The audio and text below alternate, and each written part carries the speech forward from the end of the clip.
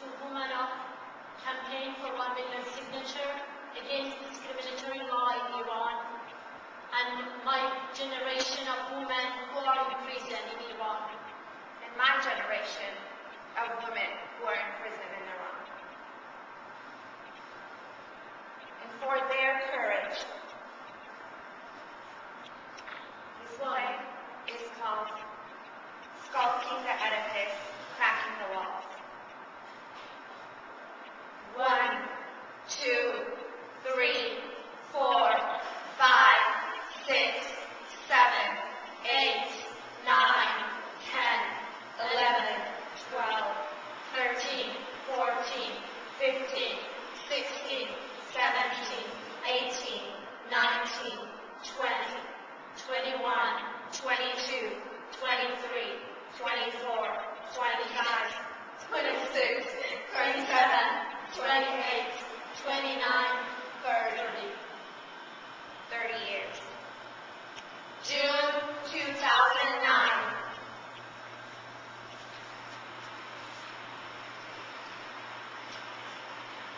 We stood there, us women, young girls, too young to have cast a ballot, but not afraid of a bullet.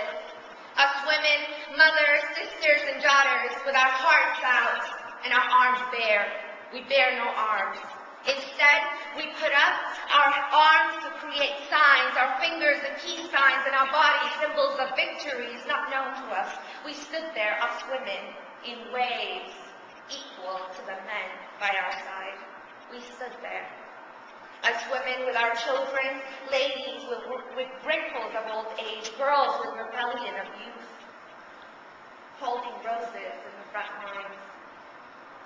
In every protest, riot, ambushes, and crackdowns, we did not pick a fight. Holding picket signs and slogans became a crime. Us women, us women, us women, our cause breaks the dividing line. Us women. As women, we are Iranian. We are Baluch. We are Persian. We are Kurds. We are Azeri. We are Turkmen. We are Lord. We are Arab. Us women, we stood in the front line and shouted, "Not us! Do not be afraid. We are not afraid of sticks and green faces of oppressions. We were born from mothers who did not have the right to look our fathers in the eyes. We live with men who think it is their birthright to own us. We resisted marriages at 15 and ran away to become unemployed professionals. We do not have the right to live with the child we gave birth to if we no longer can love an abusive husband. No, we are not afraid. As women, we have seen much worse at home." Shazda Kuchulu was صدای احمد شاملو. The Little Prince. I probably first learned about death from the translation of The Little Prince, spoken on a tape in Farsi by the voice of Ahmad Shamlu. The Little Prince wants to return to his home planet, but he can't take his body with him because it is too heavy. So the author says, he fell gently the way a tree falls. There wasn't even a sound. If Little Prince had to let go of his body to find his freedom, to find his way back home, then we were all meant to go. I must have been 6 years old. At the time, I was not afraid anymore. Not afraid when they came kicking at our door. Not when I watched my parents and they began chewing papers I could not read. Not when big, ugly, strange-looking men who smelled like sewers and smoke broke our windows in the middle of the night, trashed our house and took my father away. Not when I was left alone in the basement that was our house with no electricity or water for days. Not when my father did not return. I knew that even if my parents' body became too heavy one day, just like the Little Prince, they would find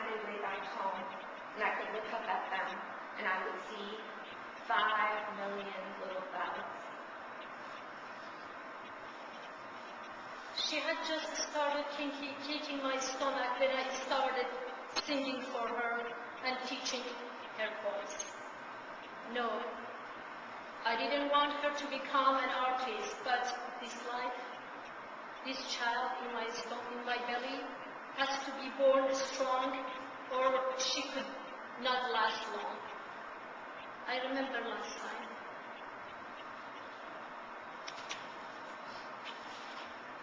They beat every fiber in my body until I bled so much that the fetus growing in me decided the darkness of the womb is better than the darkness outside. You see, us women, we sing and read to our children so that they will believe that life is beautiful. آری زندگی زیباست، زندگی آتشگهی گیرنده پابرجاست.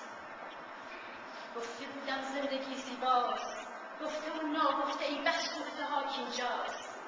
آسمان باز، آفتاب زد، باغ‌های و دشت‌های بی‌در و پیکر. در غم انسان نشستن، پا به پای شادمانی‌های مردم پای کوبیدن.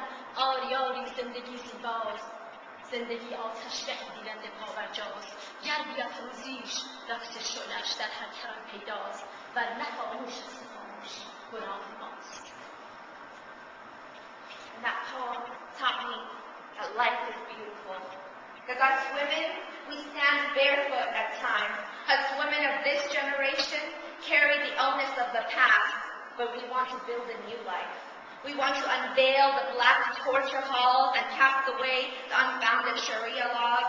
Us women of this generation don't want to be bound by childbearing and drug wars. At times, as women of this generation, we yearn for the safety of the womb before the madness of consciousness. It is